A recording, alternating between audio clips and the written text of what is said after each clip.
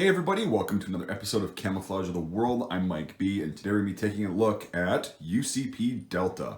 Yes, I managed to track an original example, mint condition, unissued, with the tags of this lovely experimental, somewhat camouflage pattern. What I'm going to do is I'll give you a brief rundown on kind of the overview of the history of this, the very short-lived history, and then we'll go take a closer look at the uniform and the pattern.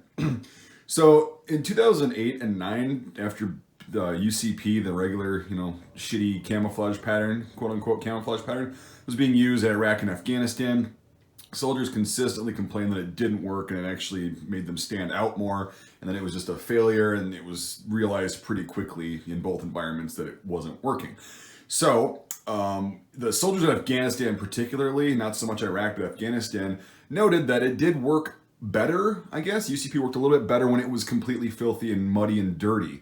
So the army, in their infinite wisdom, decided, well, let's just polish a turd and literally put brown in the pattern of UCP, and that'll solve the problem instead of just going to multicam like we should have way back when. So you get this lovely polished turd, UCP Delta. I don't know why it was called Delta, and maybe somebody knows more about that. This is just an overview.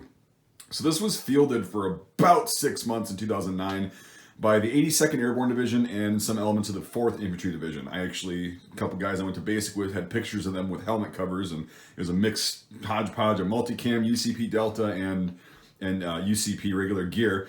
So yeah, it was 82nd and 4th Infantry Division, and they were both like, yeah, it doesn't work. You can polish a turd, but in the end, it's still a piece of shit. So this was scrapped. So it was only used for about 6 months. It was only produced for, I think, a little bit over that. Maybe up to a year it was produced. But anyway, the ones that got used over there were worn out. They threw them away.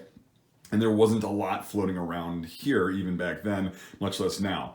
That's why it's really difficult to find, is because they didn't make them that long, and most of them just got either worn as, cut into shorts if they had them at home, or because people don't really think about that when you're out in the field and you get this experimental pattern. You're not going to be like, oh, well, this might be worth something someday because we only used it for a couple months. No, you're thinking, okay, well, I just want a new uniform because this doesn't work. Give me a multicam. But anyway, so yeah, that's kind of the gist of this pattern. This is, again, a very hard to find pattern, and it actually was fielded by conventional forces. A lot of experimental patterns are fielded by non-conventional troops like Special Forces, Delta Force, things like that. And you would never really hear about them. They're not an official pattern, et cetera, et cetera. This was actually an official pattern that was fielded and tested in Afghanistan, in country. So in my opinion, this is my opinion, it looks a little bit better than UCP, but again, it's a polished turd. I would take, if I had to choose this or regular UCP, I'm definitely going to go with this one just because it's a little bit darker and less gray. But it still just did not work. It was a failed experiment, a failed pattern in general. And that's why we don't wear it anymore, because it sucks. So we'll go take a little bit of a closer look at the pattern, and then we'll wrap the video up.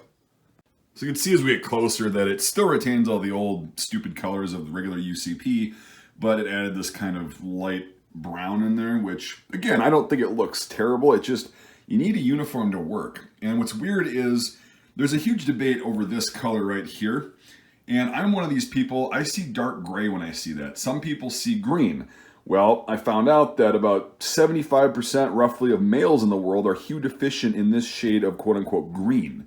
So why would you design a military camouflage uniform using a hue of a green that 75% of the world's male population is hue deficient in, and it makes it actually more visible? I don't know. Anyway, it's still, it's the regular ACU cut. So it's got the slanted pockets, the Velcro, all that stuff. The IR tabs are underneath there. This particular example is dated 2009, made by American Apparel. I would show you the tag, but it's really nothing special.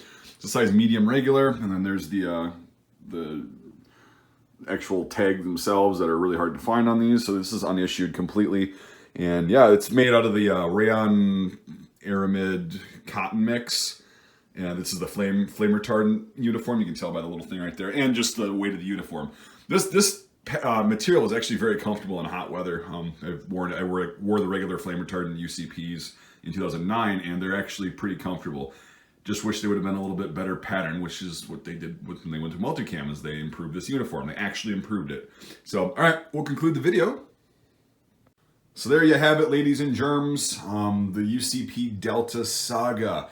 So there was on my Discord server, there was a guy that his friend went to a gun show or something like that and managed to snag a whole set of this. The guy thought it was regular UCP. I think he snagged the set for like $30 or something, which is insane because that whole set's worth about $500 together.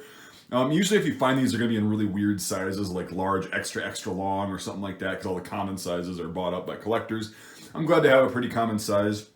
And this will definitely be part of my actual collection because it is so hard to find, and it's part of U.S. history, and I know people who actually wore this personally, so it's pretty interesting. All right, well, we'll wrap that up. Let me know what you think in the comments about this pattern. Again, I don't mind the look of it if you're just, going as far as the appearance. It doesn't look terrible, but its effectiveness is just, again, better than regular UCP, but yeah, they couldn't own up to the fact that they done goofed with UCP. But anyway, cool little part of American military uniform history, and yeah, I think it's one of the weirdest patterns, and the story is just classic bureaucracy. Oh, well, we don't want to admit we messed up, so let's just polish a turd as usual, which is bureaucracy is in general, not just the government. But anyway, that's a whole political tirade I won't go on. Thank you for watching, everybody. Hopefully you learned something. The reason I make these videos is just so if you kind of, go to a flea market or a Goodwill or something like that and you see something that's camouflage, you can be able to identify it, at least basically in the field, and kind of, go, oh, that's from Germany, or that's from Bulgaria, or that's from Italy, or in this case, this is UCP Delta. And if it's $5, I should probably pick it up. So anyway, that's why I make these videos. So hopefully you learned something about this. If you didn't know about this pattern, let me know, because pretty sure most people do know about this, except for the people that sell it at gun shows like for regular UCP price. Okay, off the rails on this video. I'm gonna get back on. All right, thank you everybody so much. If you want to support the channel and my work, this was actually partially funded by Patreon supporters because it was not cheap at all. And so I used some of the money from Patreon to actually be able to afford this. I've never been able to afford it before, and I really don't have any justification to buy it. But because of my Patreon supporters, I was able to get this super rare pattern. I can make more videos if you want, comparing it directly to UCP. Let me know what you want to see. And yeah, so thank you. If you want to support the channel, the link to my Patreon is in the description. It's $1 a month, $5 a month or more, gets you into the Discord server.